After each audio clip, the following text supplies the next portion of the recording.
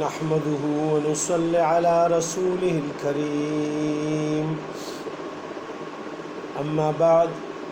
فأعوذ بالله من الشيطان الرجيم بسم الله الرحمن الرحيم يا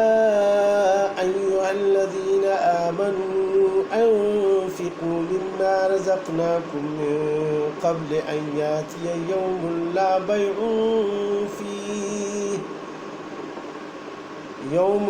بيع فيه ولا خلة ولا شفاعة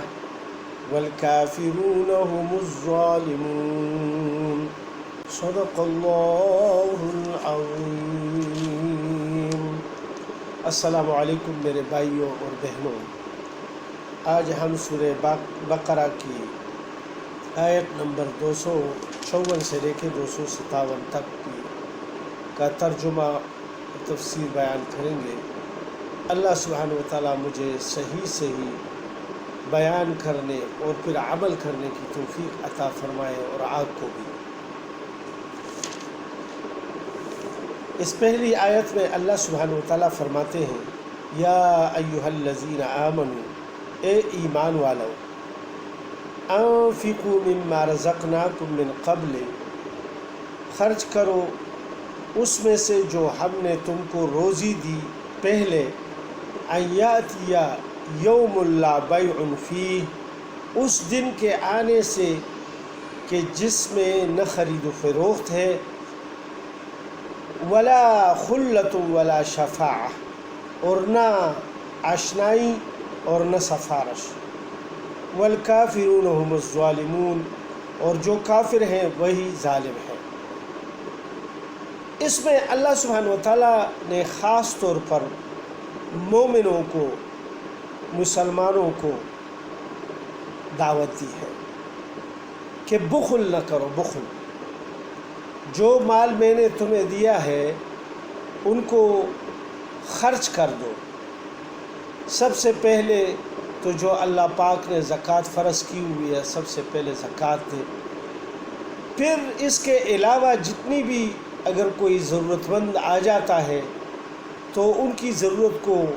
پورا کریں۔ اللہ پاک نے آپ کو وسعت دی ہے، مال دیا ہے، تو اس میں سے خرچ کرو، کیونکہ اگر ادھر خرچ کرو گے تو وہ ضائع نہیں ہوگا۔ وہ اپنے اوپر یہ بوجھ نہ سمجھے کہ یہ میرے پیسے ضائع چلے گئے، بلکہ یہ اللہ کے خزانوں میں جمع ہوتے رہتے ہیں۔ اور پھر اللہ پاک نے فرمایا کہ خرچ کرو اس سے پہلے کہ تمہیں موت آ جائے، یعنی موت سے پہلے۔ جو اس میں یہ فرمایا ہے ایات یوم لا بیع، یعنی قیامت کے دن کے آنے سے پہلے، تو قیامت کے دن تک تو کوئی بھی نہیں زندہ رہ سکتا، لیکن جب اس کی موت آ جاتی ہے، رسول پاک صلی اللہ علیہ وسلم فرماتے ہیں کہ اس کے لیے قیامت شروع ہو گئی اس کے اوپر،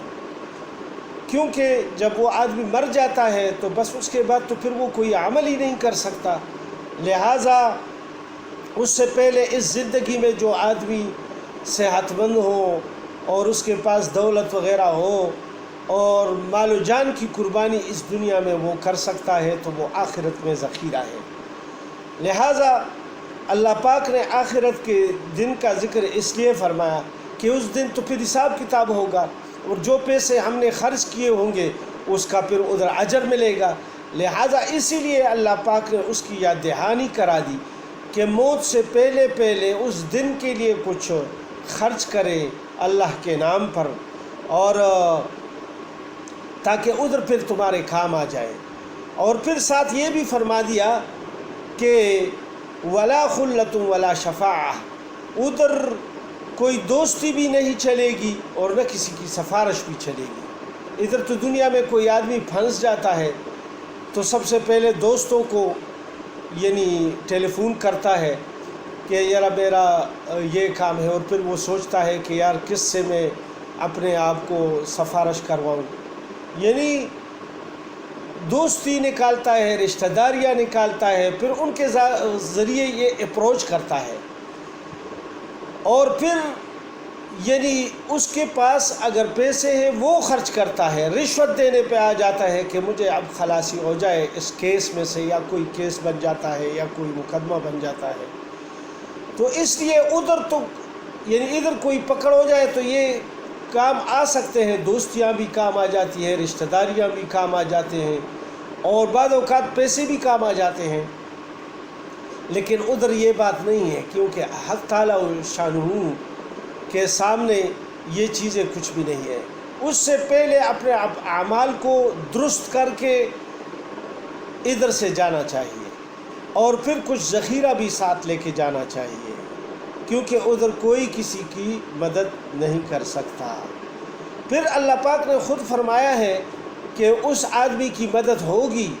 کہ جو اللہ جس کو حکم فرمائے گا، جس پیغمبر کو، جس ولی کو، جس نیک انسان کو، کہ آپ یا جو قرآن کا حافظ ہو یا عالم ہو، یعنی ان لوگوں کی سفارش کا اس میں وہ نہیں ہے، لیکن یہ ہے کہ وہ جو اللہ پھر اپنے حکم سے فرمائیں گے، آگے بھی اس آیت میں، آیت الکرسی کی آیت میں پھر یہ آئے گا، والکافرون هم الظالمون، اور جو کافر ہے وہی ہے ظالم۔ یعنی کافروں نے تو اپنے ہاتھ سے اپنے اوپر ظلم کر دیا، کیونکہ وہ منکر ہو گئے اللہ کے اور اللہ کے دین کے، اللہ کے پیغمبر کے منکر ہو گئے، کسی بھی وجہ سے وہ کفر کی حالت میں مر گئے، تو انہوں نے اپنے اوپر ظلم کر دیا، اور وہ ہمیشہ کے لیے جہنم کا ایندھن بن گیا۔ تو یہ ظلم اس کے اوپر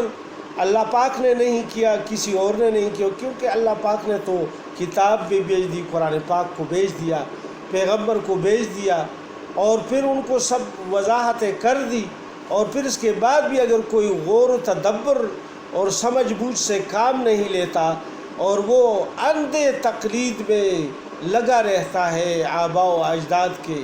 اور اس پہ چل رہا ہے، اور کسی بھی مذہب پہ وہ اسلام کے علاوہ اس کی موت واقع ہو جاتی ہے، لہٰذا وہ ظالم ہے، اپنے اوپر خود ظلم کرنے والا ہے۔ صدق اللہ العلی العظیم۔ السلام علیکم ورحمۃ اللہ۔